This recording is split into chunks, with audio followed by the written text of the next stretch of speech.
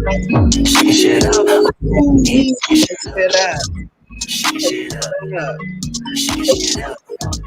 Shakin' shit up. Oh, we shakin' shit up.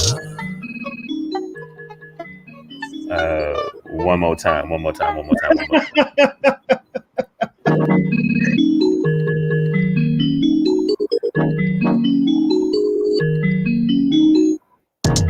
Shakin' shit up. Shakin' shit up. Shakin' shit up. Oh, we shakin' shit up. Shakin' shit up. Shakin' shit up. Shakin' shit up. Oh, we shakin' shit up.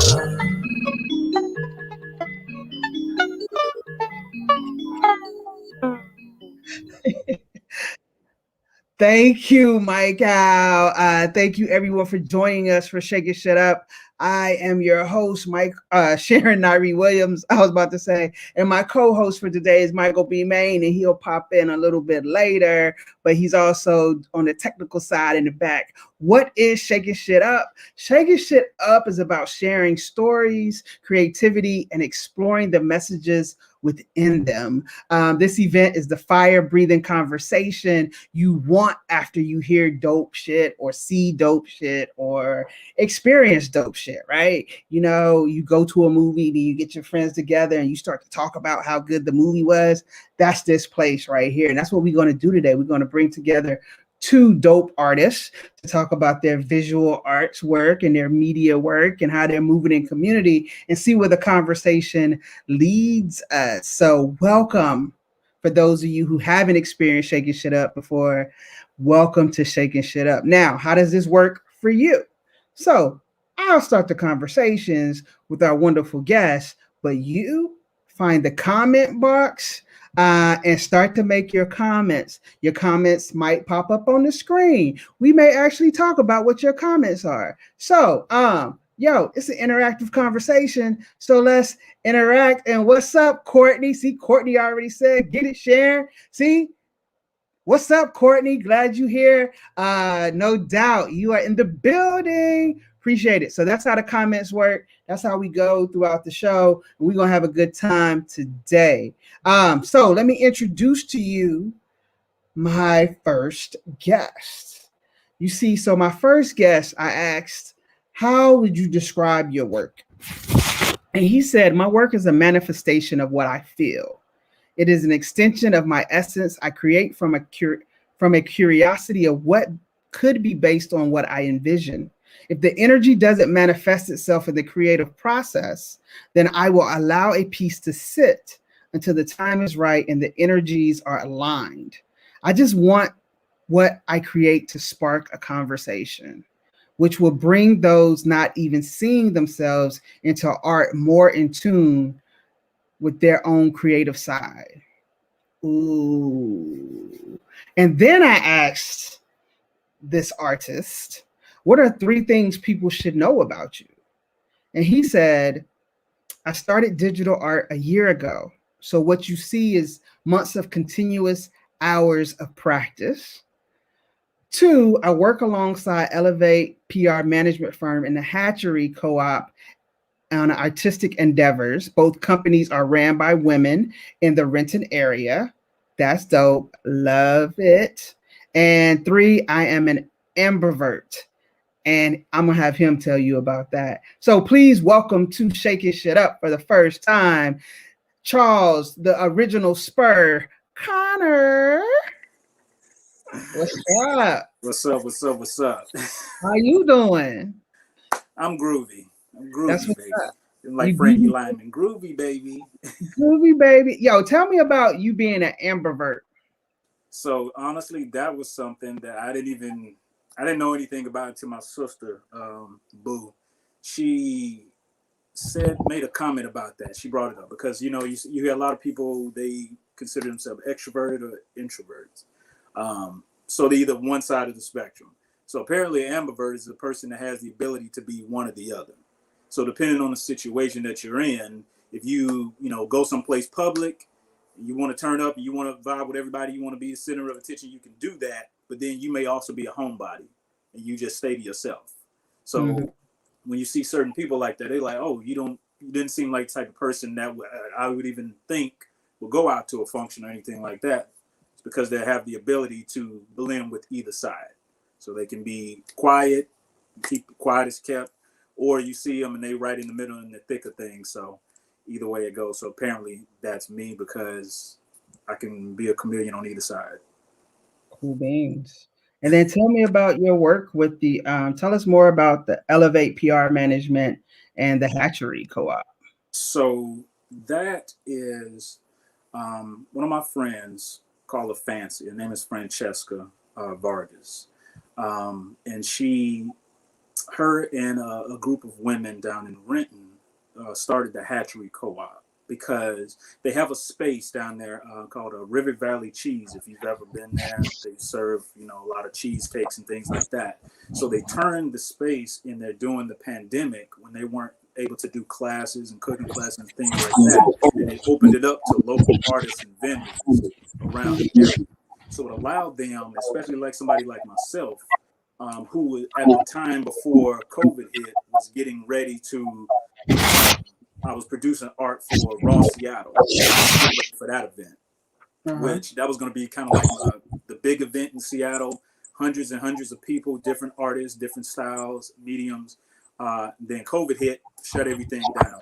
So I met her about a year ago, before, probably like last summer, and got the opportunity to showcase my work in the Black Lives Matters art walk down there in Renton.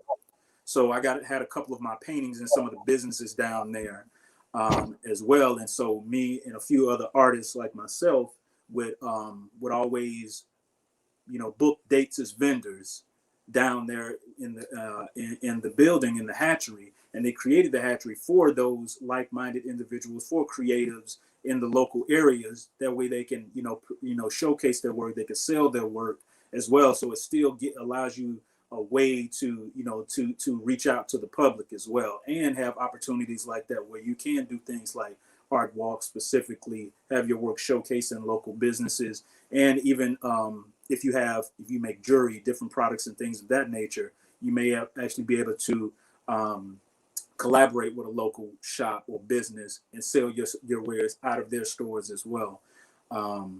So it was an opportunity that I was glad that I was able to find through another artist, shout out Sharon. And she kind of just like hooked me up with Fancy. And ever since then, we've been rocking. Like, kind of like immediately Fancy was like, oh, you know what? We're best friends now. So ain't nothing you can do about that. And we just been collaborating ever since. She recently started her own business as the Elevate PR Management. Like I said, me and other like-minded artists and creatives. And she works throughout the city of Renton, for grants, for, local opportunities to produce work. Like we got a few things that's coming up down the pike. Like I said, because she goes hard for us. I mean, she hit the ground running. Like that's what she do nonstop. And so she's always bringing us together. She's always doing that. I mean, I got a photo shoot coming up on Saturday, another one, because of events and things that are coming up. She just goes really hard for us, and she's always trying to get others involved, like the Renton Chamber of Commerce, who want to do these art projects, but they may not know how to reach out to artists. They may not know who to even talk to. And boom, that's where she comes in. She comes in, she collaborates with them. She brings the information to us to see how we feel about it. And then we just bounce off ideas, and we go in the direction that we feel is going to be best. If they have this in mind, then she's going to bring it to the artist and then give all the information that she needs, and then she'll bring it back to them. And it's like, okay, that sounds good, but this is what they want to do. This is what they have in mind. This is how much they want to be paid. What do you guys think? Cut the check. There it is. Hey, we need those type of people in our life, right? That can have that conversation about cutting the check. No diggity, because it takes money to live as an artist, to live, period. You know what I'm saying? That it does. No doubt. So thank you, Charles, for being here. My next guest is, he said, for his artist statement, as an artist, I love creating art that speaks to both myself and others about life and all the things it encompasses. The beauty, the the culture, the moments, the upside and the down, nature, the fear, the triumphs and accomplishments. Life is an amazing and mysterious miracle that I can only attempt to understand and capture through my art. I'm forever intrigued, fascinated, and humbled by the vastness of it all. I believe my creative mind, excuse me, I believe my creative mindset to be a gift. And so I capture and share life through art. In doing so, I strive to educate, inspire, and help move life forward because it's not about myself, but something bigger. It's about life. And when I asked this gentleman to tell us three things about him, he said first, and always marketing himself, Mujale AXP is my handles. Y'all get that? Mujale AXP is my handles.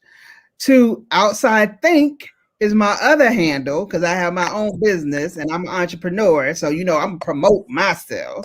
And then three, Black Dot handles and the community he makes move is the CD Forum, Sharon Nyree Williams, the BCIA, Africa Town, Blue Cone, Northwest Film Forum, and the HCAACD, and many, many, many more. And so I'm gonna bring to this platform the guy with all the handles because he got his hand in a lot of things because he's a hustler for art and life. Mr. Mujale Chisebuka. Hey, thanks for having me on, Sharon. How you doing? I'm good. How you doing? I'm doing pretty good. That's a new thing to me. Is just going to push myself out there more. Yeah. Behind the camera, behind the scenes. So gotta do it. Well, tell me what the AXP is for Mujale AXP. Yeah. So my art, I wanted to create more of an experience because again, I started off as a drawing and painting. And through that, I was like, why can't my art be more of an experience type style? So moving towards that more of like, how do I create experience around the work that I'm doing and really bringing people in and seeing how they're reacting to the work. So that's where the XP idea came from. Okay. And so you have your own organization, Outside Think. Tell us about that. Yeah, so Outside Think started as an organization for artists by artists at the beginning. It was built around trying to empower my friends and I. A lot of them were aspiring artists, from musicians to even people that were trying to cook. And a lot of it was also around the service they needed. Because first of all, I got into photography and video because I couldn't find a photographer to take pictures of my paintings. So then I was like, I'm going to go back to school and I'm going to learn how to do it myself. And then through that, I saw the need in my friend groups. And we've been moving ever since. All of us are still together, just making moves. So awesome. And it's multimedia thing. It's like everything, websites and logos and video and photography. It's everything, right? It's like more than a one-stop shop. Yeah, and it's really it's meant to also just empower, again, my friends and I, in terms of like, for example, if a musician wants to come in and wants to help now with the videos, you know, by creating the soundtrack to it, now we can create a package around that. So it's really like it moves very fluid in terms of like what are the things the community needs, what are the things that we want to bring, how do we highlight or empower our talents. Okay, cool beans. Thank you, Mujale. It seems like you and Charles, who just met today officially, are speaking the same language already around community and bringing artists together and working together. That's what's up. And so, yeah. Let's get this party started. So our first painting, Mr. Charles, you're giving Michael free reign to say how we started, how we starting it, and how we kicking it. So Michael, what is our first selection by the original Spur? Ooh, Ice Cube. Tell us about the development of this work. Cube. So Cube is my favorite. I love Cube because he's just a grown man and he says what he feels.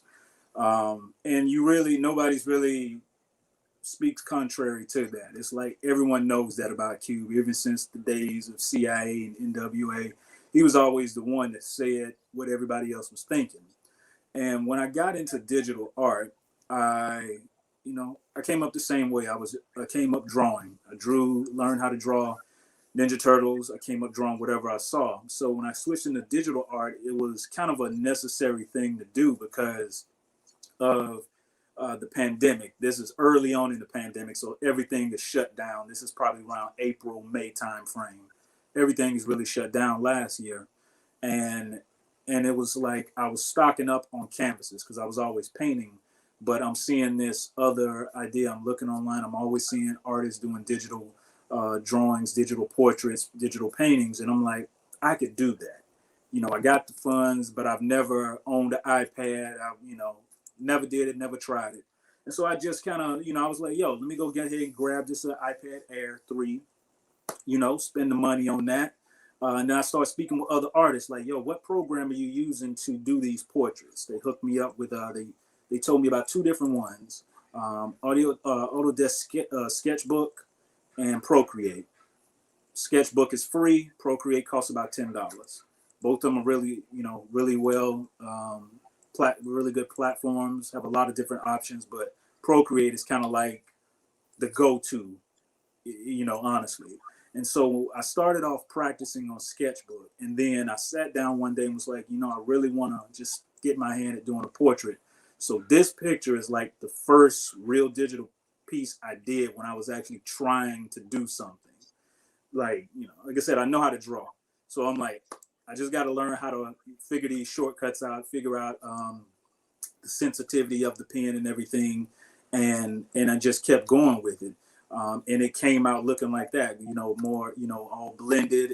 And I just sat there and just every day I just kept practicing at it, learning how to work this new system. And that's always been one of my favorite pieces because it was the first portrait I did as a digital artist that I wasn't just practicing or just messing around with. I like really sat down and learned how to use it and how to do it and got that result there. So that one definitely sticks with me. Wow. That's what's up. Mujale, do you have any thoughts about this Ice Cube painting? Ooh, yeah, I love the painting and just even what it embodies. Yeah, as again, I love how you also went digital. You were able to. I see some of the artists around this COVID pandemic time. They haven't been able to transition. They've just taken it as a chance to be stuck. But I like how you transition into digital art. I myself, again, part of my growth has also been to take up digital art as well, and yeah, I feel it's a very important thing to be able to be diverse, and you can scale up, you can shrink it, you can do whatever you want with it, and that's the power of it. Yeah, and that's a powerful piece. Cool. So, I mean, one thing that stood out to me in that story was the piece is beautiful. I really like it. I like the black and white aspects of it. The shadowing is really, really powerful and everything in that look. And everybody knows that Ice Cube look, right? Yeah. But the process of I know because I know you a little bit, Charles, that that you've gone to school for art, but at the same time you've continued to teach yourself and learn by doing. Can you talk about why is that important to you? Well, as an artist, you have to practice. It's literally, you might as well be a doctor. They call doctors, if they have their own business, they have their own practice because they're always constantly reading, constantly, learning new things because you're going to come across something you probably never discovered. So you have to always be learning. And so an artist is the same way. You always have to be learning because there's so many different mediums to art. If you grow up just drawing and that's all you did, you drew, and you have some people, that's all they specialize is coloring pencils, graphite pencils, and that's all they do. And then eventually you may transition into painting. But every time you touch it, it's something you have to learn. just because you can draw, that doesn't mean you can paint. You may have the idea, but then you got to figure out what kind of paint works the best. You have to, which one has the most pigment. You know, oh, they're all acrylic paints. Well, all acrylic paints ain't equal. Right? Some of them are thicker. Some of them are more fluid. Some have more pigment, so the color will hold when it dries. Some is more chalky, so when it dries, it looks like it's going to crack on you because it may be cheaper. So you always have to learn something different, and then transitioning into digital art. Like I said, it's the closest thing you'll get to drawing. But even with digital art, I use a specific brush type to get that look. But then if I want it to look more like a painting, I have to choose another digital brush to get that specific look. And then you have to learn how to blend those things together as well, because it's not going to always come out the same way. I may use an ink pen to get that look.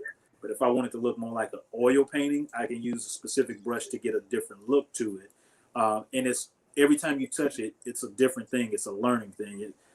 Those programs come with so many different brush heads. Right. You're probably not even going to touch 98% of them. And then next thing you know, you're just like, that looks pretty cool. Let me see if I can try to do something like that on this iPad. And then next thing you know, you have to teach yourself again. You may know all the other things, but now you got to teach yourself how to use this specific type of tool again, because there's so many different layers to it. Awesome. Mujali, what's your experience in learning by doing? Oh man, so I've learned, again, it's a discipline, you know. And recently I've been trying to get back to my fourth grade self, because I felt that was when I was like really going for it, like all day long, painting and drawing. So with that too, what I've started doing is like a sketch a day. It's part of my morning routine, is really getting to it. I've noticed myself getting really sharp again. So yeah, speaking to that discipline thing, you have to do it, especially as I'm sketching in my morning routine. It brings in other ideas as well. You know, I'm like, as I notice the way I'm drawing, I'm like, oh, what if I try drawing this way now? You know, so that opens up other parts of my mind as well. And even speaking about process, I like the way my process works. And people are always just like, why can you do so many things? I know that like other people can't do it because they can't draw, they can't paint. But part of it too is my process is I approach it the same way, you know. Everything I do is the way I played sports, the way I paint, even the way I do a lot of my business stuff is pretty similar. And it's about like layering, you know. It's about starting basic and simple and then adding layer to layer. And that's how even a lot of the software works too. So that's why I can learn new software as well, you know. Like in an Illustrator that you works with layers, Photoshop, even video works with layers. So as long as start simple. And part of it too is like when people approach me like, man, that's hard. But I'm like, all right, so again, break down the shape. You know, if you're gonna draw a face, what's the first thing you do? You know, the oval, you know, and then break it down the eye and break it down everything, and then building it up until you get to where you want to be. So you make it sound so simple. Yeah, just break it down. Like everybody can do that. Everybody can't do that. I've been drawing stick figures all my life. All my life I've been drawing stick figures. And the stick figures look the exact same way they did when I was in kindergarten. No doubt. Thank you, Charles, for sharing Ice Cube with us. Let's go to Mujali. What do you have up for us, Mujali? With my painting. My God. But I mean, I can also share my because I have some physical too. Oh yeah, we got you. There it is. Yeah, so that's the queen right there. So what inspired that is I was, for people that don't know, I was born in Zambia, Africa. I moved here when I was 5. But again, growing up in the school system here was, I mean, I just thought it was normal, you know, but a lot of Black figures weren't embraced and Black women weren't empowered. So this was a celebration on empowerment of the Black woman, you know, and really raising her up, you know, as a queen that she is. So, and also like the thing behind this piece too was that like, I didn't want to be in like a feminine, I wanted to be a very like almost like fluid, like very masculine and feminine at the same time, very strong, powerful, very dark and beautiful. A lot of those features are the things that people were either afraid of or didn't understand. So with that, I wanted to really embrace that and really put that out there. And I felt this is one of my favorite pieces of all time, just because I feel like the way even in my process, when I look at a picture, I'm like, oh yeah, it's done. And that's when every time I look at that, you know, I'm like, yes, that's done. So yeah, that's the queen. That's awesome. Yo, Charles, what you got to say about that one? Yeah, that's hard right there. In the words of Loaded Lux, mean. That's tough right there, man. That's beautiful. You know, Thank you. Like I said, the contrast. You know, the super dark blacks, and then you use those. You know, not only the colors of Africa as well in there. The deep reds. I mean, it's just like it looks regal. It looks focused. I mean, it definitely is like one of those one of a kind pieces, man. That's tough right there. It's like one of those things where you look at it, you probably discover something different every time. Like I'm looking at it, I'm looking in the background. That's why I'm leaning forward, because I'm like, what is that in the background? And with the lines, so it almost kind of like a basket weave look to it. Yeah, you know, with the gold lips, like I've worked on a lot of paintings and I used gold in there, and I love that contrast of the blacks, the golds, and then you throw the pop of the red and greens in the background. That's beautiful, man. That's tough. That's a tough painting right there. Well, thank you. Yeah, and even to add to that a little bit, that pose was on purpose too, because again, it was like, you know, force people like think about this, you know, like I'm here, I'm empowered, you know, like think about what, you know, real beauty is. Mm-hmm. Yeah, I think it's interesting because for me, I immediately got drawn into the eyes, and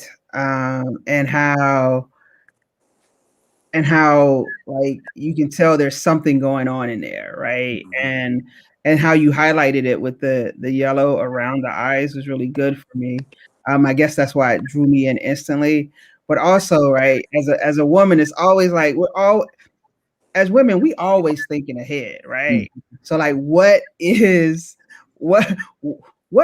plan is she putting together just by sitting there, right, and thinking and knowing that she has the power to do it? And I really do appreciate that about her.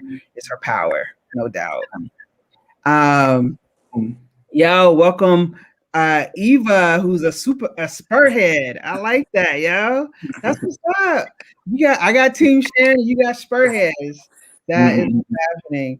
And then Courtney said, me too. The eyes also drew me in. Yeah, right. It's crazy. And the dark and the richness of it all. That's what's up. I appreciate that. And what did you use to create this as far as paint is concerned? Is it acrylic? Is it okay, let me tell you about my painting knowledge. Acrylic, watercolor, oils, pencils, and digital. Okay. Now, what did you use for this? No, I mean, I used acrylic. I don't really like working with oils as much because they tend to take longer to dry. So with me, I like to work with the acrylic. I always have. But I like to work with oil pens. So yeah, it's definitely acrylic. Okay, cool beans. When you guys have the same haircut too. You like what? You guys have the same haircut too.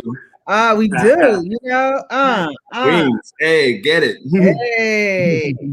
And I've learned with my newly bald head that people see more of my eyes and my piercings and my facial features. I've gotten more compliments in the last few weeks about my facial features without hair. Then it was like, I noticed it before, but I can really see it now. And so, you know, there's something about being bald and beautiful.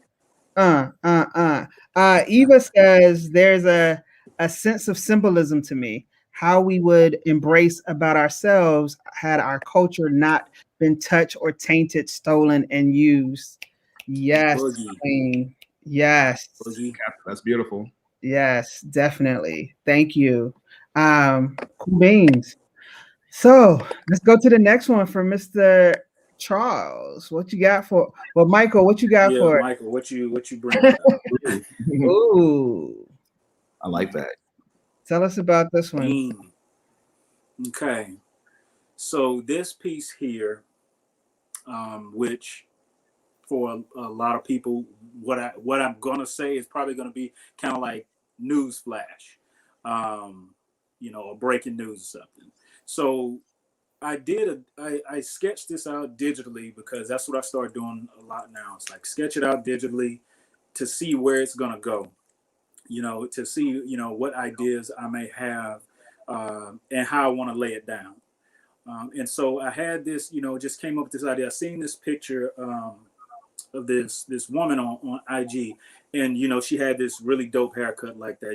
Kind of skin on the side, locks pulled back, kind of almost in the tail. But I just switched the genders on it because I wanted to paint a guy, and I knew I wanted it to be colorful. So that's why I did a digital portrait first, sketched it out, threw the colors on it, and then eventually I kind of turned that digital print into to some actual prints and things as well. So I have both of them, and so I was taking what I had up here, wanting to lay it down. As an artist, that's kind of what you do. You take your joys, you take your pains, and you try to put it down on the canvas. And so this, I was looking at it, had this idea of, very bright backgrounds. I knew I wanted to work in teals, turquoise. I knew the background I wanted to be like a bright magenta almost as well. And I covered his face in these super bright colors, neons and things like that, because I think like a lot of us, we always put on what you consider a happy face when you work going out into the world. Because as an adult, especially as a Black male, you learn early on that ain't nobody coming to save you. Nobody really wants to hear, as they call them, sob stories, because you got to get out, you got to go produce, you got to take care of yourself. You can't set yourself up for failure. So even if you're hiding this pain inside, you still have to put on this facade, that everything is okay. So that's why you see all these super beautiful bright colors, and then you look at the expression on his face. It doesn't seem that happy. It's still a contrast. He looks like he's in deep thought. And then you look into the hair, and you see this is what is on his mind. This is what has been bothering him, and so that symbolizes that's his inner child there. His inner child, and it's almost a contract. You have this glowing light shining on him, but it's just like the sun. The sun can be beautiful, or it can be painful if you let it sit on you for too long. And then you have this dark, imposing figure standing in the doorway, which you can tell that the child is in a position of submission. The child is just sitting there, not really moving, just basically just gonna let whatever's gonna happen happen. Because in the past for me, this was me. A lot of people, like I said, a lot of people that know me, a lot of people that family or friends or what have you, don't know that I was sexually assaulted and molested when I was a kid. I don't remember how old I was. I just know I was young. And I kept that for myself a long time. I only told a few people. I just honestly recently told my pops. Not too long ago, maybe last month. And it was more about not, you have that thought about what is he going to think. And of course, as a child at that age, you feel it's your fault. You're embarrassed. You don't want anybody to know about it because you don't want to get laughed at. You don't want to get ridiculed. And then on the other hand, you think, well, if you did save, you scared of the repercussions from that person as well, or what your family may do to that person, because it was all family. And I didn't tell my pops because I knew, and me and him talked about it, and he basically echoed exactly what I thought. Because if I would have told my pops at that time, hello prison, because he would have killed him. Wasn't no ifs, ands, or buts. He would have been a dead man buried somewhere in Mississippi. And I didn't want that. So I held on to it. And like I said, through the years, I told certain people. I told my moms some years ago. I told my brother, and my brother, of course, he took it hard because he was there at the time. He just wasn't around. You know, we was always around family, always in the country and stuff. And it hurt him because, like most people would think, there was nothing I could do. I didn't know about it, so I couldn't protect you. And you know, for me, I wasn't built. The good Lord didn't make me to hold grudges. I wasn't built that way. I didn't hold any kind of resentment. I didn't hold no hatred because no matter how much I don't like somebody, I can't hate them. I just don't have that in me. But I just don't deal with you. And of course, karma comes back around because that same person is under the jail somewhere for some other crimes, you know, that he did later on. So it's always going to come back to you. But I wanted to do something that was going to be reflected in the painting, that you can look at that. Everyone's going to have their own interpretation when they see it. This is what it means to me. And for someone who may be in that same situation or may have dealt with that same type of situation, you have to understand, yeah, you're going to go through all of those feelings, that embarrassment, that feeling of anger, resentment.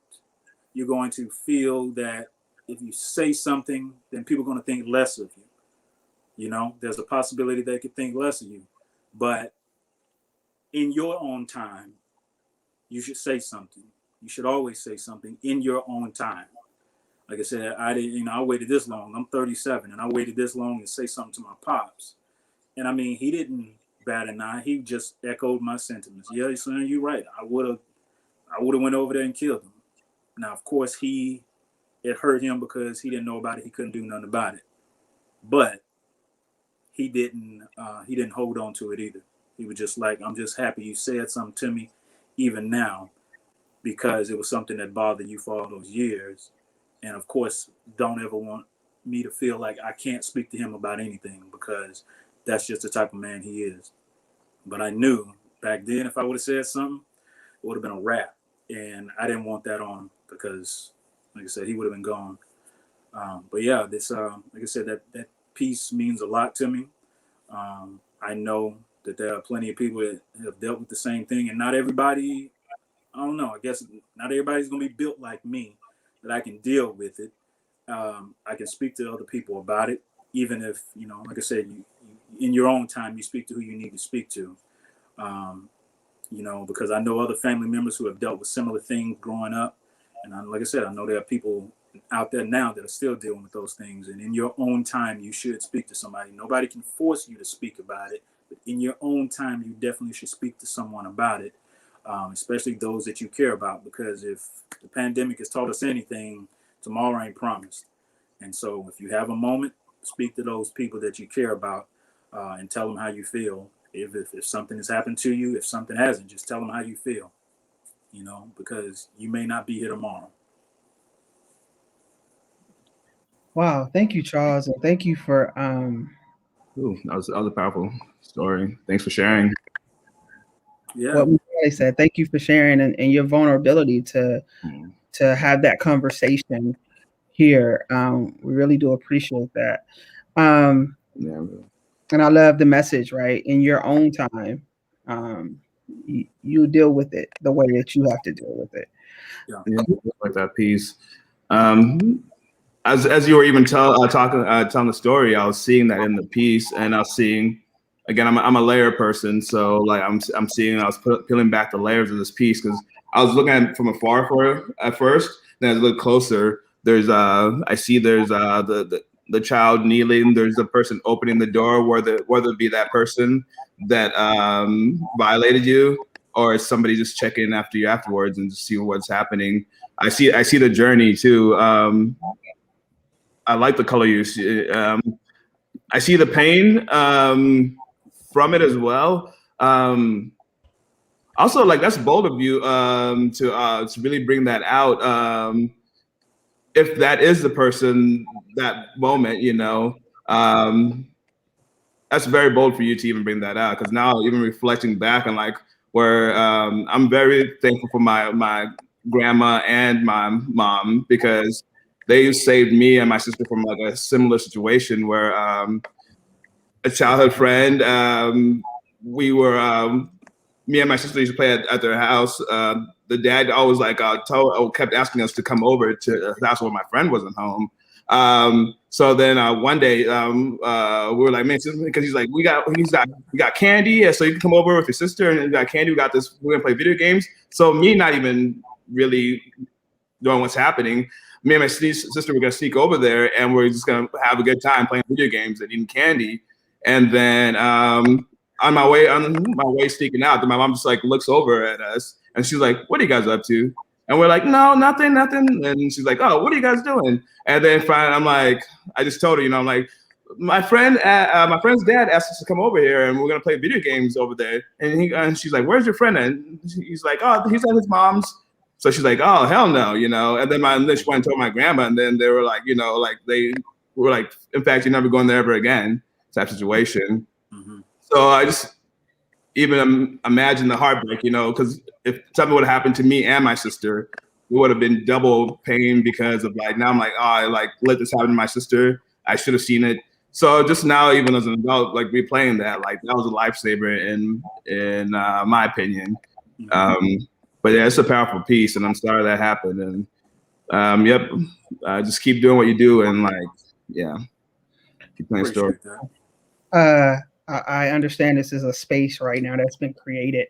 And so I'm going to bring in Mr. Michael B. Maine to get his thoughts. Hello. Hello. I'll show myself for a brief minute, but then I'm going to bring the piece back up so hello, everyone. First of all, dude, Charles, first of all, props. Thank you for sharing your story for real. And just echoing what Sharon is saying about your vulnerability. Thank you for that. I think I feel like we need to normalize conversations like this so that we can have these conversations and share experiences and learn from those and grow and everything. And so about that, thank you so much for sharing that. Absolutely. And it gives more context to your piece. and I love when I see a piece and that it just stands on its own. And then with more context, it makes it more beautiful to me. And this is one of those situations where when I first saw it, I'm like, yo, this is amazing. I love texture. And I say that all the time. Like I love texture. So one of the first things I noticed was like the texture right underneath the chin area, and then at the bottom right corner and stuff, and in the hair on the side of the head and everything. And then looking There's actually a lot of texture in this piece. Right. Oh yeah, absolutely. All the hair, the background. Yeah.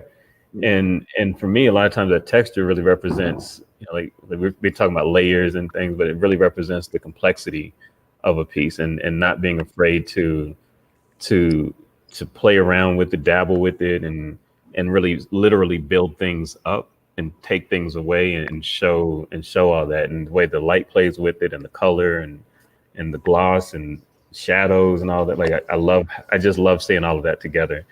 And then just like breaking it down and looking at the different shapes, the components of things, how the hair to me kind of looks like a brain, what could happen inside that brain and everything. It's a lovely piece. I really like this is something I would definitely like put up on the wall and then make that a centerpiece of conversation too, and not just have it be something to look at and go, ooh, isn't that pretty? Right. And it is. Like that is one of those things that I look at and I go, ooh, that's pretty. And at the same time, like, but there's so much to it, both from a technical perspective and creative perspective, and then also layered with that story. There's just so much in it. And so yeah, I'm a big fan of this. And the more I hear you talk, the more I'm like, man, I wanted to get to know this Charles person a little bit more. This dude seemed cool. So all right, that's all right. I'm out. I got one question too. What kind of material did you use on that? Was it all layered with paint or?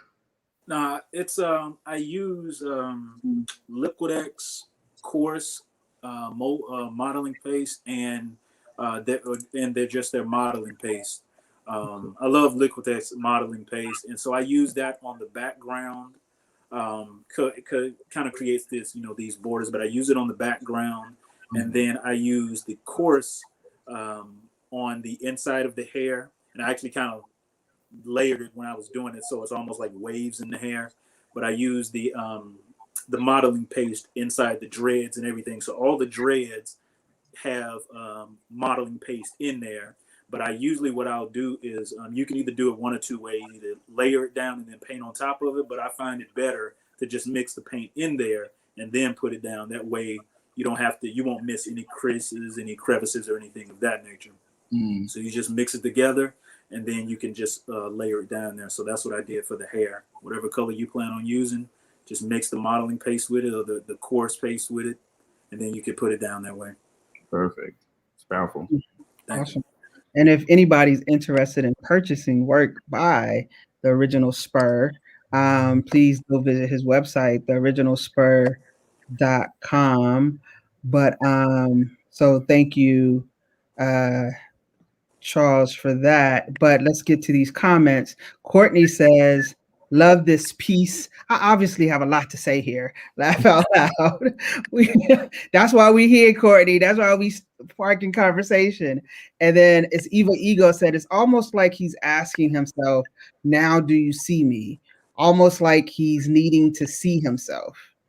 And me and Courtney both agreed with what Eva said. And then Eva said as well, he's asking himself for healing. The expression on his face, the flowing of the colors, like he's digging into himself to connect to peace. Any thoughts on Eva's comments, Charles? That's Boogie, A Boogie. That's A Boogie? L Boogie. I've known her since like after I got out of the military. When I went out of the military, I came back from overseas. So I've known her since probably like 2007 or something like that. And it just so happened that we kind of both on the same coast. She's in LA, and I'm up here near Seattle. So I've known her for a long, long time. And yeah, she's a dynamic person, dynamic Renaissance woman. As many things she can do. She's all around, Janet of all trades. I don't want to say Jack. I don't know what's the feminine version of Jack. Jaquisha. Jaquisha of all trades. Yeah. Hey. Oh yeah, she's into she's like that. But yeah, I definitely agree with that, man.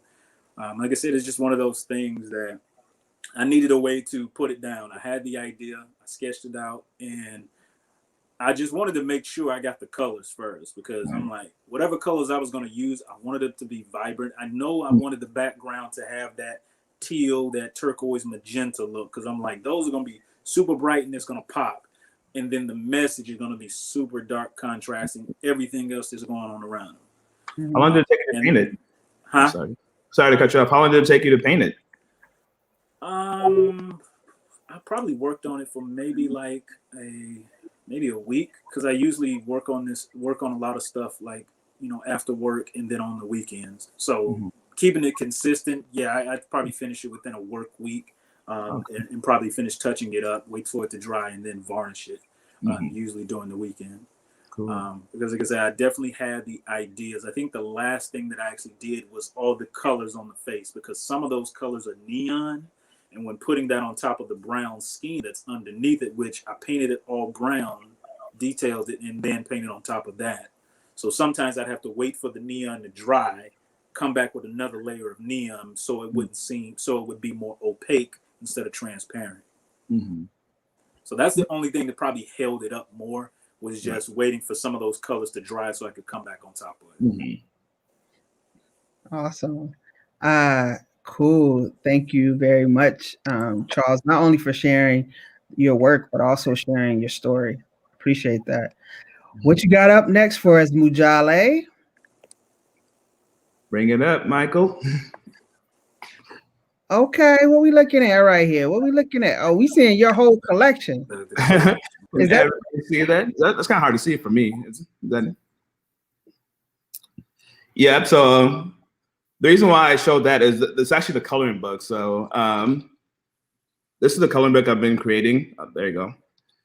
So this is based on a lot of the pieces that are I've given to my family. So several of these, I wish I could just flip through it. Sorry, I should have sent you a better PDF. But the color book inspired, like that's my niece right there on the front page.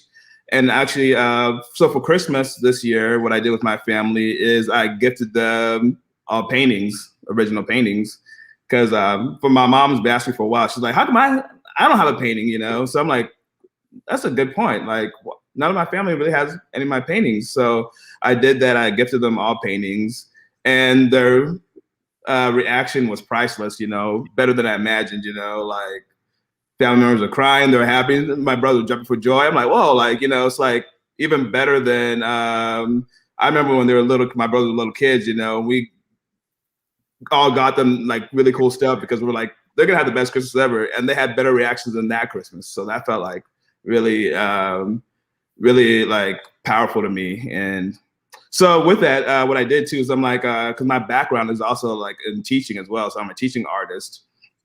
And a lot of the youth that I work with, I teach like intro to art and visual design. So a lot of the youth that I work with, we're always coloring out of books. So I'm like, why don't I start creating tools for them, you know? And we can like, because a lot of them, when they love one of the things in classes, they love watching me paint or draw.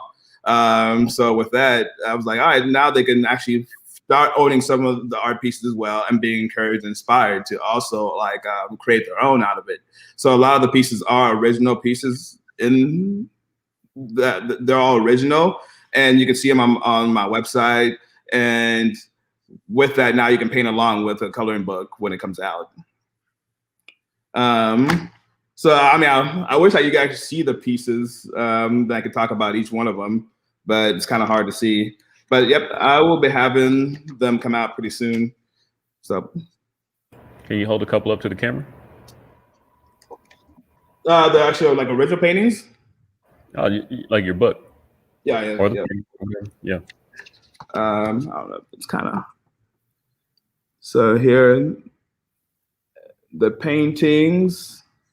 I can go, and then on each page. I'll go through one with my niece on there too, so you can. Here's the queen right here.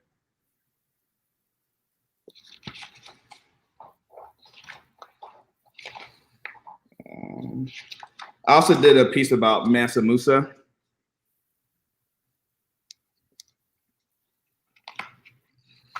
And I'm gonna show you the one of my niece. She's on the front. Yeah, so I just think it's a cool way to just create a way to like interact with people, and again create that experience and provide tools. You know, get people excited about learning how to draw and paint and opening up their mind to other things as well. Because I feel like learn how to be creative is not just for artists. It's for also thinking yourself out of situations.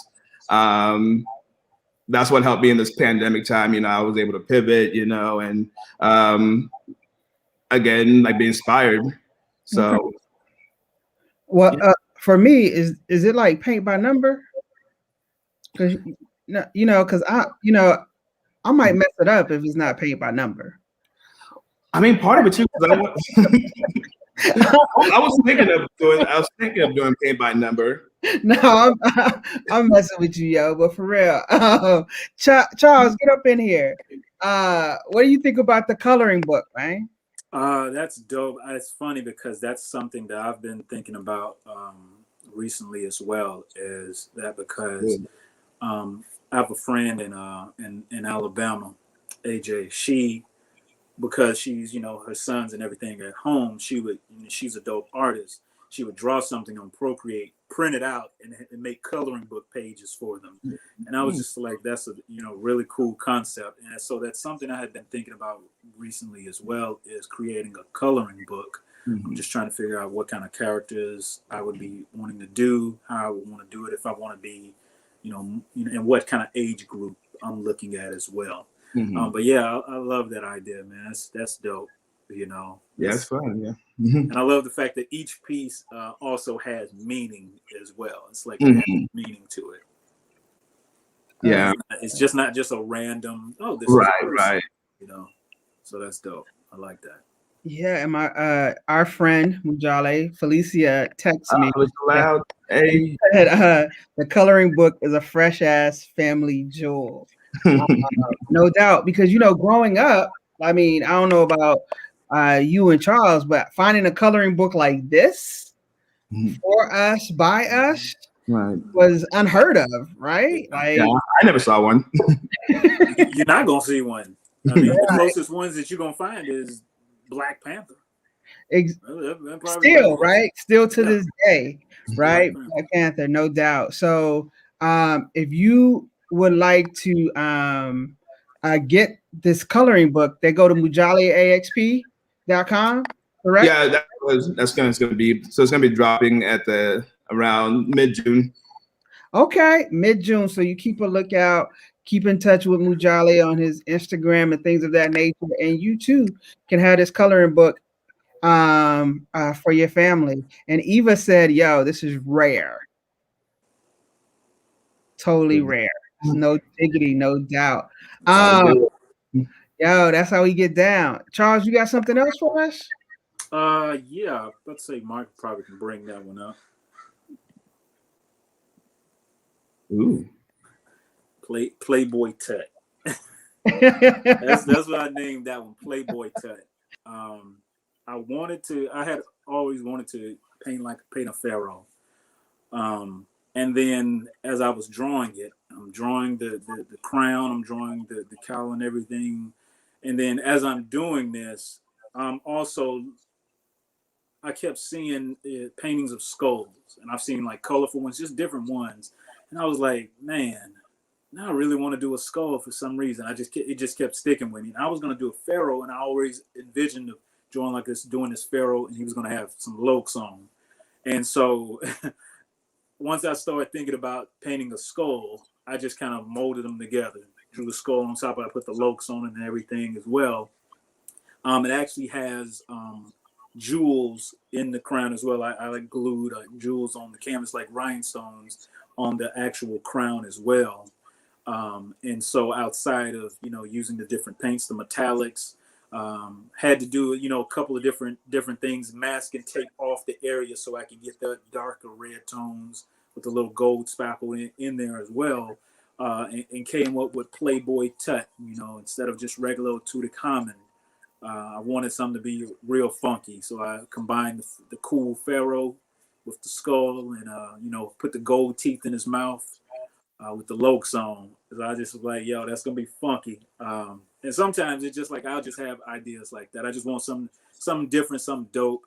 And that was the first time I painted a pharaoh. So I had to, go look at different, different color schemes, just different shit for the shadows and everything like that. I just wanted to be something different. So, and then of course, finish it off with some gold in the background because I love painting with gold. I don't paint with it as much now, but I always keep a nice tube of like Liquid X gold or something like that. Nice good pigment, nice good body on it, to finish it off. But yeah, that's definitely one of my favorite ones. That one actually be hanging above my bed. It's just, I just was like, that's going to be funky. Playboy Tut. That's fire. I really like Playboy Tut.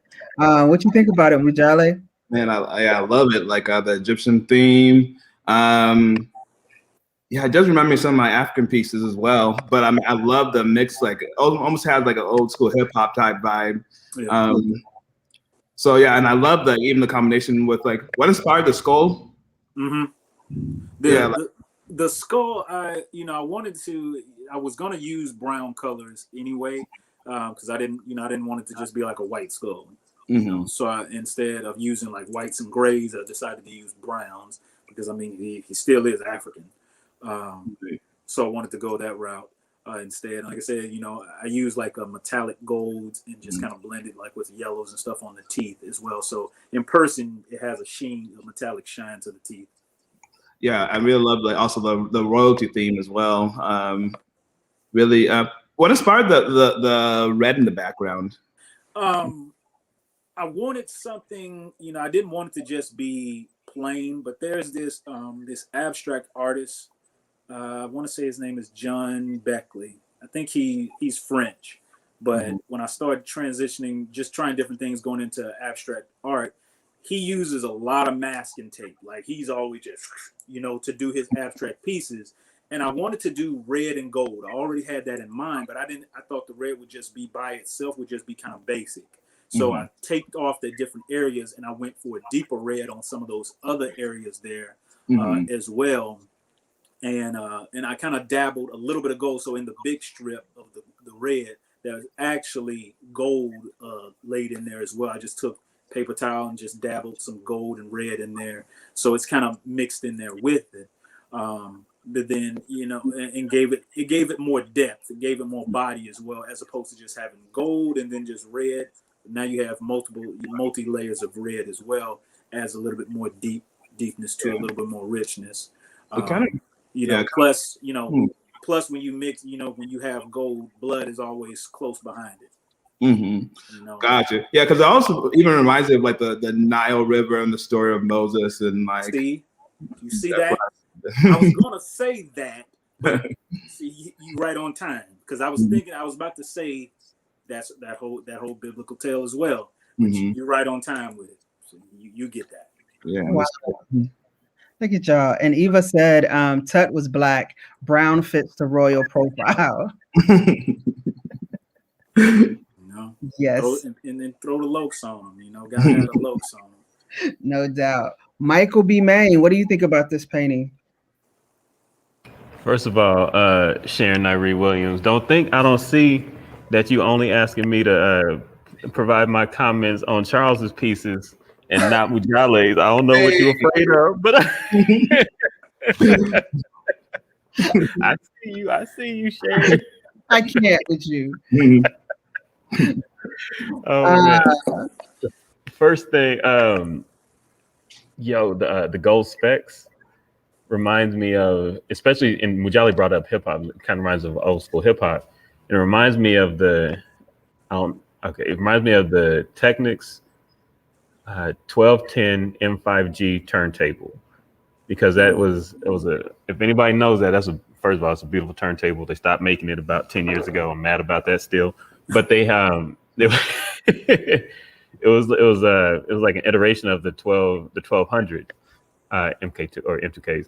Anyway, but they had gold specs in the turntable instead of having like a strip or just a gold icon or emblem or something like that. So when I saw the lokes and the gold teeth and King Tut and the red and the spec and the like gold in the red, that's one of the first things I thought about, and how it just, well, for one, you know, I love music, so it always goes to music for me. Also, I had a really strong fascination with King Tut when I was younger, and it took several, I think it was maybe 20 years later, when I was reading a book called what's it called? It's called something like The Destruction of Black Civilization. They talked a lot about what, just all different types of history that's not taught about things that happened in Africa, and transitions and different people coming in and all that. And it reminds me of that book for a number of reasons that I won't go into now, but I like the piece a lot. I love seeing this version of King Tut. I love that you call it Playboy Tut. And there's a lot that I like. Even the nose looks cool. It reminds me of, when you said Loke, it reminds me of Tone Loke. And then of course I can see all the pictures right now, so I'm seeing this and Ice Cube at the same time. And I'm all like, is there any connection between those two pieces for you at all? Not so much. It's funny because I think I was probably looking at a picture of Eazy-E when I was doing the lokes. And that was probably like the kind of like the main thing. Just wanting to get that classic style of Ray-Ban look. And like Eazy-E has always had those iconic lokes on. It's like his are very specific. His always look different. Like even the Tone Loke, like Eazy-E's always looked different than everybody else's. For some reason, it's like he had a patent on a specific brand or specific style that only he could rock, and it was just always like those better. So it's kind of like Yeah. when you think of those low shades, Easy E usually comes to mind if you're thinking about it. It's like, now that I think about it, when you said Tone Loc, I'm like, damn, he did wear them all the time too. Now, I'm really feeling the range of the stuff you do for real. Like to do like the impressionist stuff, the abstract stuff, the way you the when you talk about the way you bring all the intention and various aspects, all kinds of, like, you got history, religion, color theory, texture, just all kinds of influences all merged together, and to be able to talk about everything and bring that into your work so fluidly and everything is beautiful. So again, props to you. I'm lucky to be here and just I appreciate that. I try Yeah. to, and that's probably why I said how I describe my work. It's like I just do what I feel, because I think for me, if you could say, oh, what's my style, I usually just like trying to pay attention to details, because I don't say, like, I guess when I was drawing, I had a specific style, but when it comes to painting, you know, my style it can be fluid. I just want to pay attention to details. I want you to look at it and be like, oh, damn, yo, like, and start pointing things out. But it's like, you know, certain artists, they have a specific style that they do. If it's that kaleidoscope, all their paintings are always different multi-rainbow colors, then you know that's kind of like their style. Maybe the painting is outlined in blue ink or something. Like, they have one specific style that they run with that lets you know, hey, this is my style. And I think for a time period, I kind of tried to do that, and it just kind of didn't work for me. It's like, because my style is fluid. It's like I don't have just one preset thing. Like, this is the only style I do. It's like, nah, because I try to dabble in different things. I dabble in, you know, an abstract piece. It's an abstract. You see, like, certain ones like these, they fluid art, like paint pours and stuff, that I started learning how to do as well. So it doesn't just pigeonhole me to, like, this is my one style. This is all I do. This is how you'll recognize me, because this is my one style. It's like, nah, you probably just have to, you'll see my signature on it, and that's how you catch up. That's dope. I mean, that correlates with, like, they're always trying to put artists into a box, right? What type of artist are you? Who are you? And you know, it's I remember watching the Quincy Jones documentary, and he talked about the worst thing they ever did to music was break it up into genres, right? Because all music bleed into each other, right? And so when I think about what Michael has said about your painting, about how culturally you brought all of it to the table, right? Not just in the King Tut, what's the name? Playboy Tut. Or one before that, you consistently layer all of you within those pieces, and so I really do appreciate that. And Francesca says that is one of her favorite pieces. Wow, that's fancy, by the way. Yeah. Hey, fancy. I was like, Michael knows fancy, or talk to fancy, right? Mm-hmm. Which I didn't know until today, I think. Oh, yeah. Small world. Oh. Gotta be nice. Gotta be respectful to everybody. You never know. You never know. You never know. No doubt. Great to have you with us, Fancy. So what's next for us? Mujale? Let's see what we got. Was that the last original Spur? Yeah, that was the last one. That was the last one. Okay. Unless you want me to email some more. Nah, we're good. Did I have another one, Michael? yeah, I got another one. So just in case. Oh no, that's still the coin button. Is that it? Is that a show?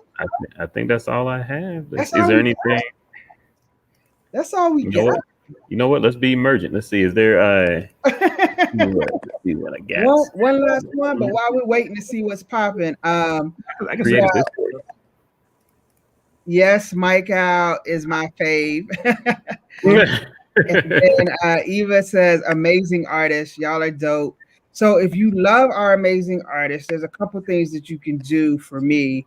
One is follow them on their platforms. Follow Charles on Instagram, The Original Spur, Facebook, The Original Spur. Go to his website, sign up for theoriginalspur.com. You don't have a newsletter. You have a newsletter? Yeah, they can Yeah. they can sign up for that too. Sign up for the newsletter. Buy some art. He does have it available on his page. I know because I bought my nephew a piece, and I bought a couple pieces. And so please go out and support. Also, if you have a little cash, artists are always welcoming donations. So please hit Charles up on Cash App and Venmo, the original Spur. He made it easy. You can find them at the original Spur on Cash App and Venmo. And just support our artists so that they can bring more art to the world because art is essential. I see Michael pop something up there for us from Mujale. I mean, I can speak on that too, but speak on it. Yeah, one thing. Batman. And I was like, yeah. Yeah, so I mean, these are a lot of my pieces. So can you make that bigger? Cool. So you got Muhammad Ali here to the left-hand side. So a lot of my pieces. So I did a whole bunch of series, and the Muhammad Ali was like one about just empowering Black athletes. And my favorite one is this mixed culture pieces that over here on the bottom next to my feet. So that one was called Heroes. So what I did is I took I did a mask series with like masks from Africa, and then I mixed some of the masks with some masks from America. So these are some of my childhood like heroes that I followed. You got the Wolverine, you got the Batman, and then in the middle you got the African warrior mask. So I did a whole bunch of those, and then over there, then you got next to me, you got my dad to the right of me, and my mom to the left. So those are the pieces that I did for them. Over further by my mom is one that's a piece that I gave to my brother. It's a Black Panther, but if you look closely in it, it has the Zambian flag because actually the movie Black Panther was actually filmed in Zambia. Then up there above me, you got the Queen. Then above her, you got Nelson Mandela. Then over to the left of him, you got Batman versus Superman. So you kind of see the comic book theme coming again. Then over to him, you got Mansa Musa. Then down below him, you got Moses theme because I did a Bible series as well. Then I did an abstract series about like just different ways to portray the thinking. So the Queen and the think pieces next to each other. So I didn't even mean to do that, but yeah, they're both telling you to think in a way. Then next to the Queen on the right side is Samson.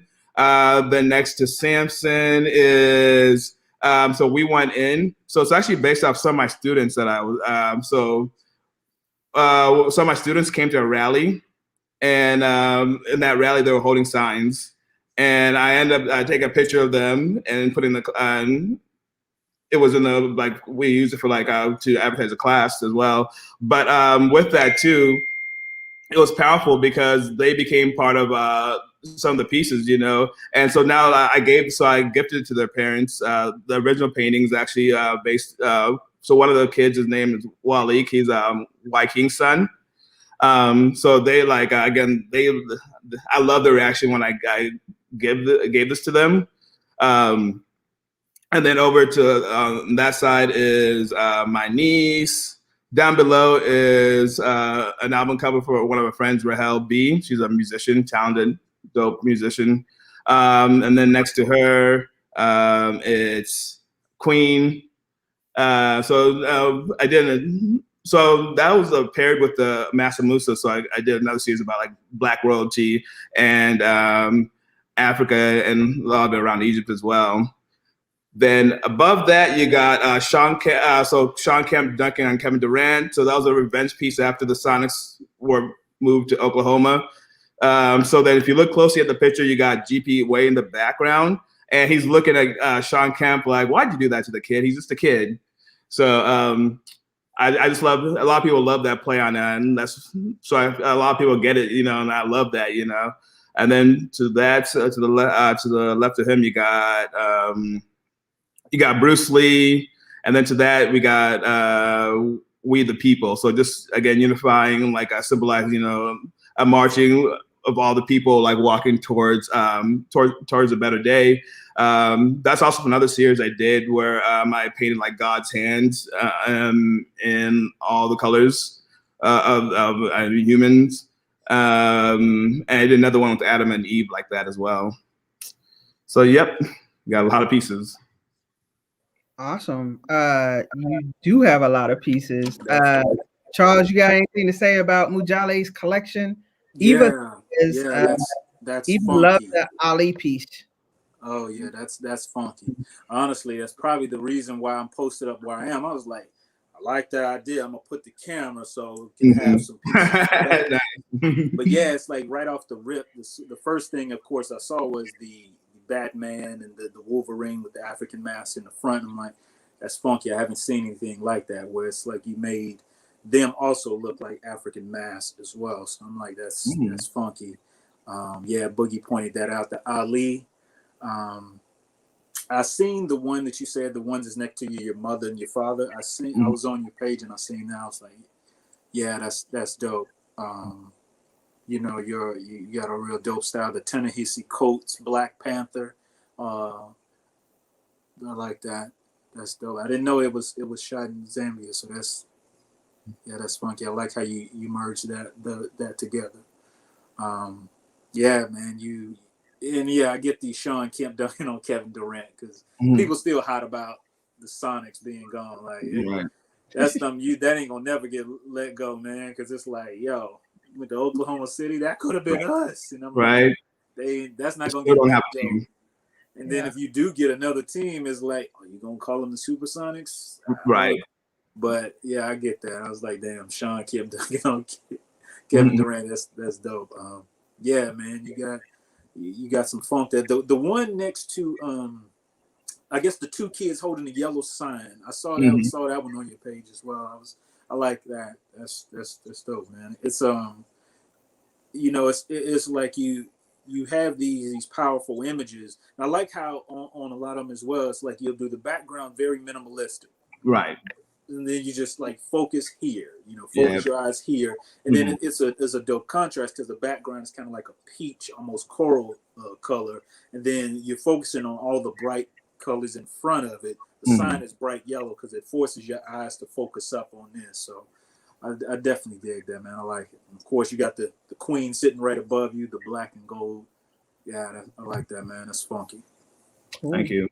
And I will be called out if I do not ask Michael B. Maine what you think about Mujale's collection. My gal.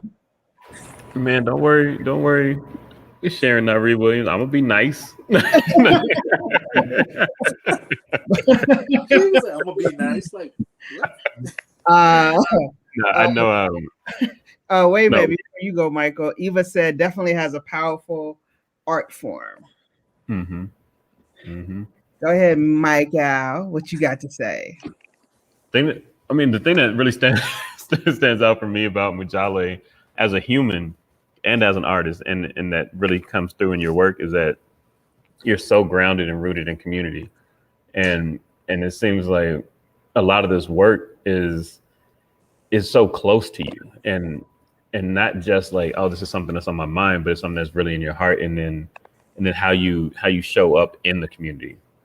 Like when Sharon read the bio and listed all the things that you're involved with and do, like everything about it, like, checking out the website, looking at mission statements, vision statements, like everything is about how to enhance, grow, develop, work with the people around you, and not just around you as making you the focal point, but just like people that you are in contact with, community with, and everything. And that really shows up. And when I look at these pieces, I see things that many people with different interests and experiences and backgrounds can relate to, and find something that they can see themselves in or experience themselves in, and everything. Like, technically, of course, like, I like your work. I think your work is great. And I can go on about that. But the thing that really stands out to me, honestly, about your collection is that it never seems like it's a self-indulgent thing. Like, it always feels like something that comes from within you as an expression of love for the community that you're involved with. And I think that's a beautiful thing. Thank you. Mm-hmm. Yeah. Powerful words. Thank you. Mm-hmm. Yeah. I told him to say that. I wrote it all behind the scenes. Thank you. I mean, I was gonna try. I was gonna give you credit. I told him to say that. So you know how we do, Mike. No doubt, definitely. Y'all both have powerful collections, and I really do love that. And if you would like to support Mujale's work, the same thing, right? Go to Mujale Chisebuka, Mujale AXP on Instagram. Go to his website. You can hit him at Mujale AXP. My cursor is going everywhere but where I want it to go. Mujale AXP. Help me out, Michael. Across the board, Mujale XP. Hey. Yeah, MujaleAXP.com. Why you shook? What are you doing? Quit clicking the same thing. Leave your mouth alone. I got you. Help us. And then if you would like to support Mujale financially, you can support him at Mujale-Chisebuka on Vimeo. And and so like these artists are amazing, and we should do our best to not only just buy their art and put it in our homes, but have it start the conversation, just like we started the conversation today. Art is a part of all of us and how we move. And I think that if we have more conversation around art, then you won't be sitting there looking crazy at the party. No, you'll have something to talk about. And sometimes it's a lot deeper than what you think of it. So spend some time with it. For both Mujale and Charles, y'all are both like embedded into the community. As an artist, as a black man, as being black men and artists, and Michael, this is for you as well. What is it that you want people to know about you that that they wouldn't normally know about a black artist?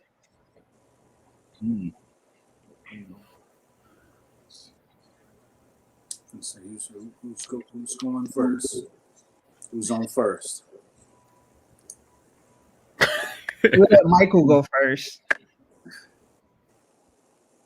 Really, Michael? He dipped. Michael said, "Nah, I'm out." I don't. Can you ask that question? Okay, when I heard the question, like I don't know what somebody might think of or not know about black art. So what do you want them to know? I mean, I feel like I'm okay. Whenever somebody asks me the question, like, what do I want people to know? I always feel like the answer I give oftentimes sounds disrespectful. It's not intended to. In general, for me as an artist and as a person, how do I say it in a way that doesn't sound rude? Like is it the truth? Say it.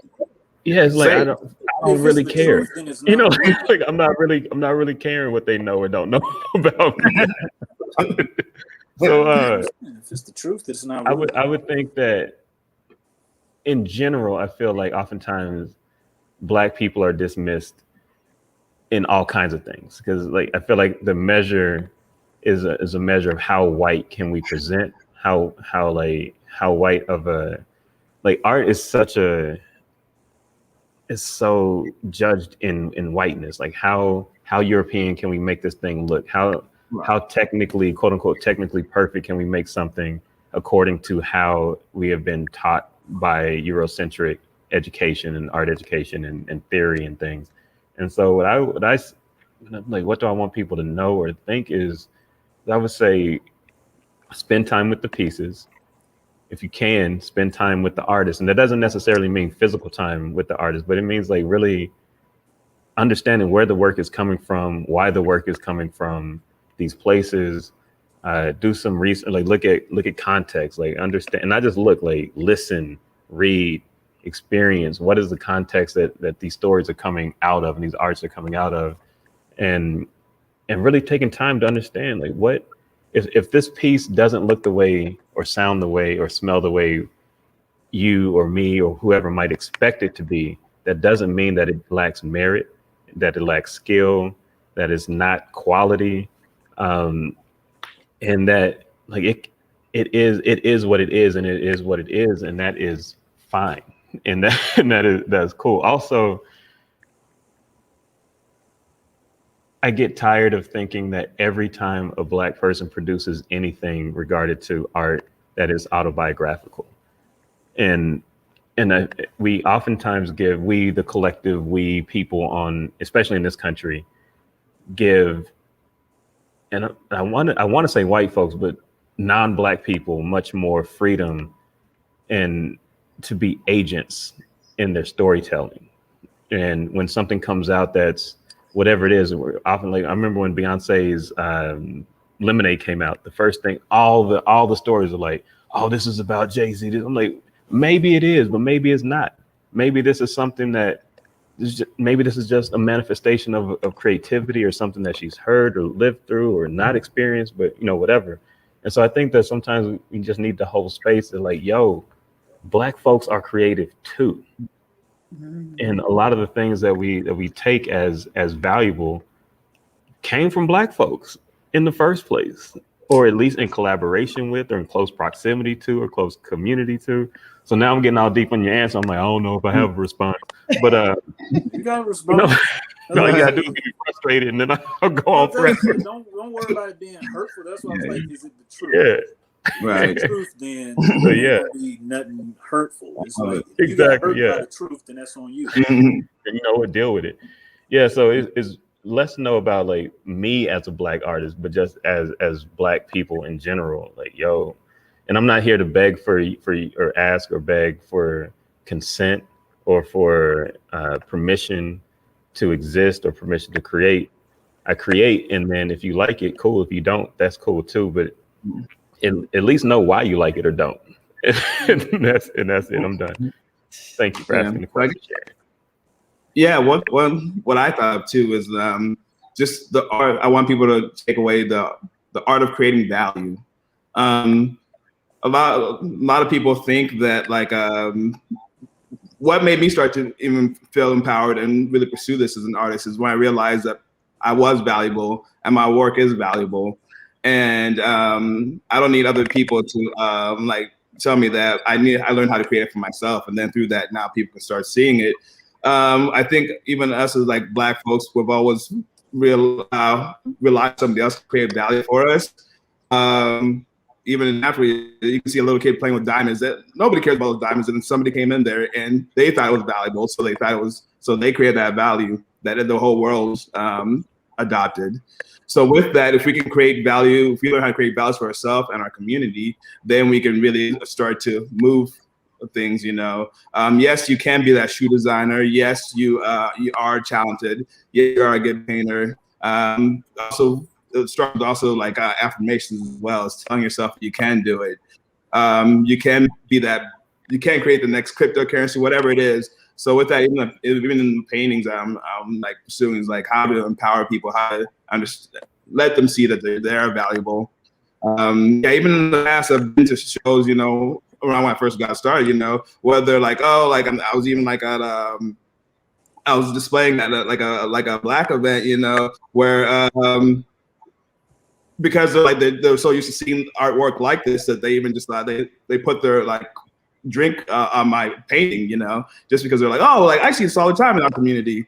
But then, when you go onto like a place like a gallery, then the white folks are like, oh my God, So I'm like, dude, like that's where we fail as a people is, we got to get better and valuing ourselves and valuing each other. Cool. The original Spur. Yeah, it's funny, like I said, listening to Michael speak on that. As well, it's like, yo, man, if it's the truth, then don't even worry about it. Because for years, I always kind of felt that a lot of the famous artists that you know of. They always name like the main ones, you know, the Van Goghs, the Degas, the Rembrandts, Picassos.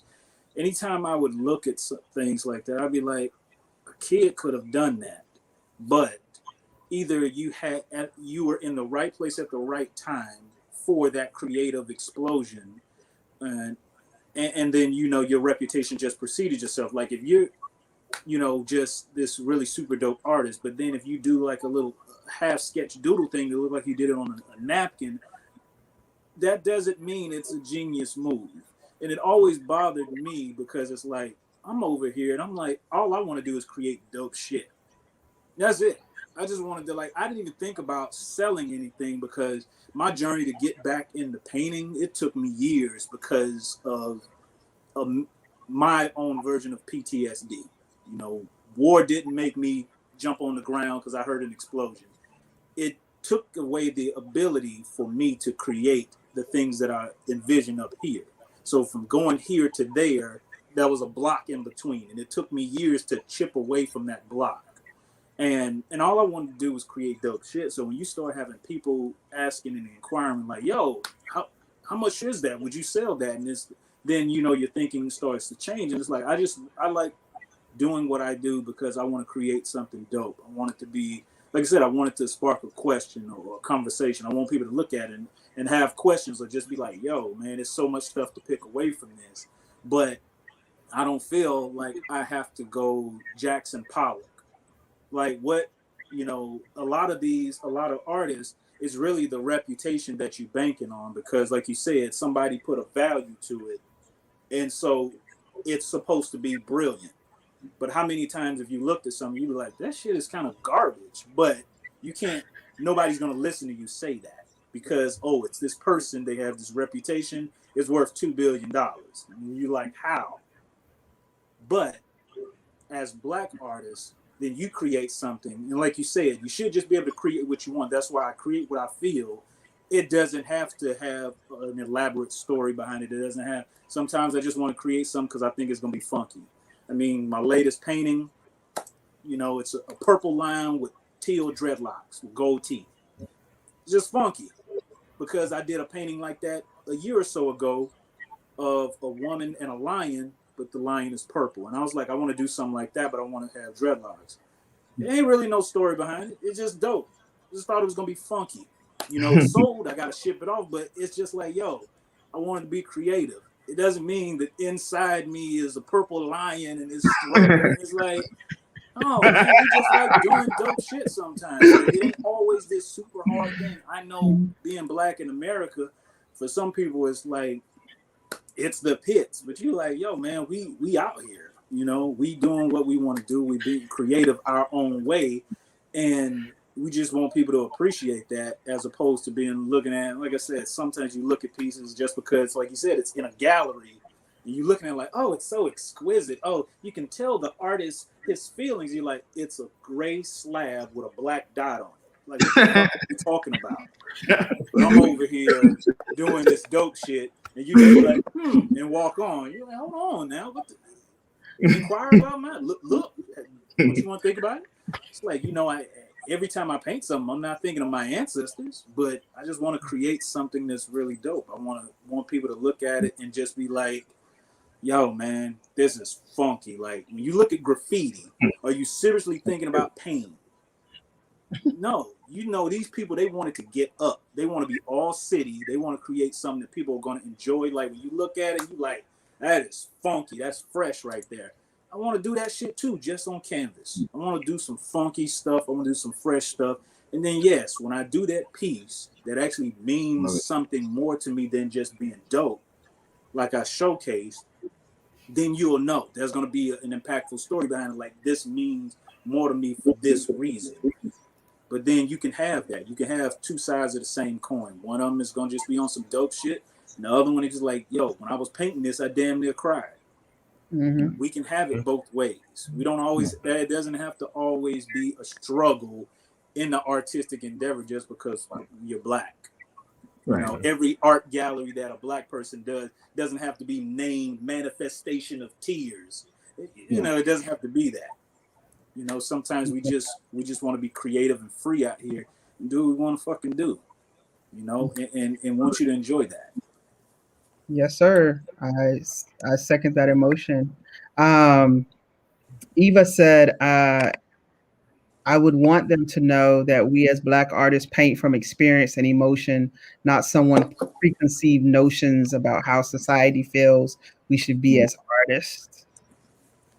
Yes. And then Miss Jennings said, "Yo, Charles in charge." I couldn't let that slide, yo. I could not, because the theme song hit my head like crazy. Scott Baio action. Charles in charge, and okay, but anyway, yo, and Eva also said our art has connection and purpose, and Miss Jennings loves dope shit indeed, and you, my brothers, are dope as hell, and I really do appreciate you. I'm sorry, Daddy and Mama, they made me cuss. They made me cuss.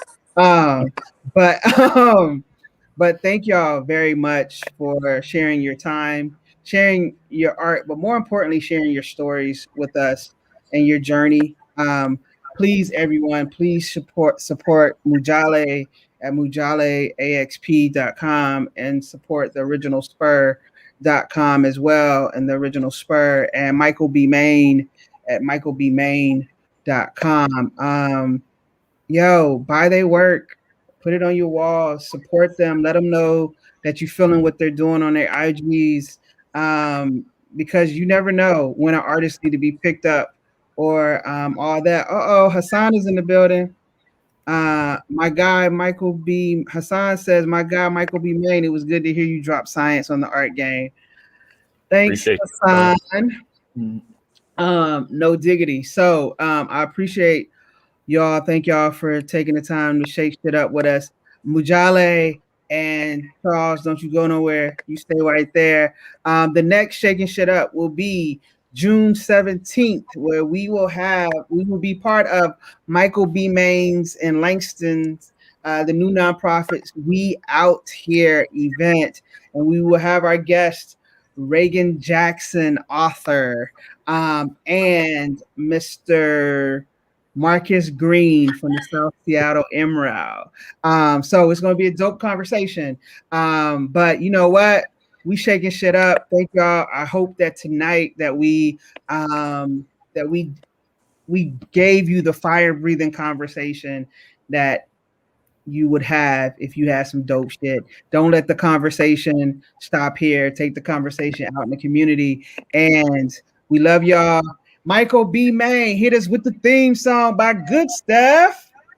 Real quick, do you want to show anything? Do you want to show any surprises or no? Surprises. Oh shit! No. That's why we work well together. That's why we team. Oh my God, Joe. Okay, we've been waiting for this for so long. We now have a Shakin' Shit Up logo. Ooh. Michael B. Maine, will you? And y'all are seeing it for the first time here. We ain't even put it on social yet. Michael, please reveal the Shakin' Shit Up logo. All right. Let's see what we got here. Let's see if I can find it. No, I'm just kidding.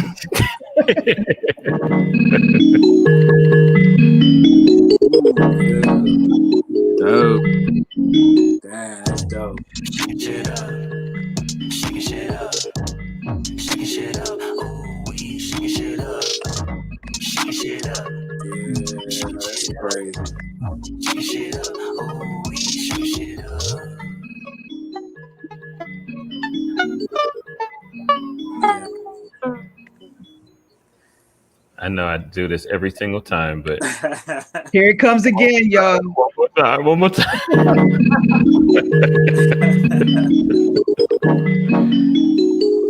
that's a dope. Shaking shit up.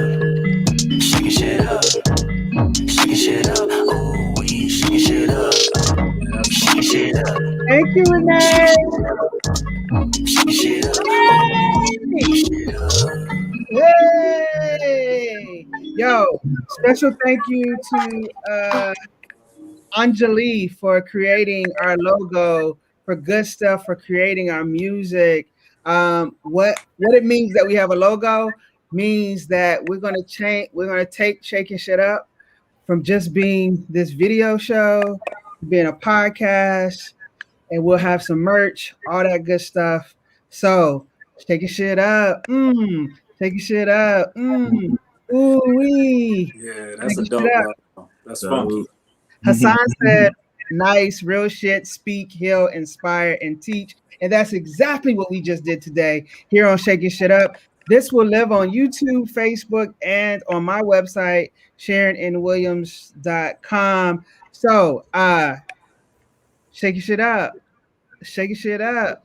Ooh wee. Shake your shit up. We'll see you next month. Deuces. Peace. Gone.